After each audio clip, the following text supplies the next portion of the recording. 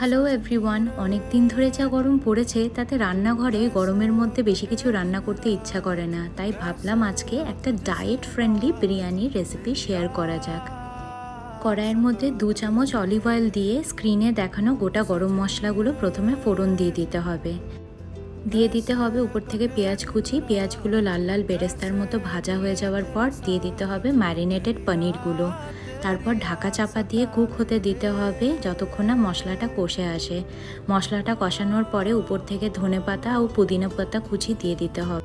আমি বিরিয়ানির একটাই লেয়ার করেছিলাম, তো pre cooked basmati rice layer করে দিতে হবে। তারপরে দিতে হবে উপর থেকে গরম মশলা গুঁড়ো আর বিরিয়ানি মশলা গুঁড়ো। উপর থেকে দিয়ে দিলাম আমি কেসর ভেজানো দুধটা, আর একটু দুধ দিলাম যেটাতে মিঠা আতর, কেওড়া ওয়াটার আর রোজ ওয়াটার মেশানো ছিল। দিলাম ধনেপাতা ও পুদিনা পাতা, কাঁচা লঙ্কা কুচি, আর উপর থেকে 1 চামচ ঘি দিয়ে দমে দিয়ে দিয়েছিলাম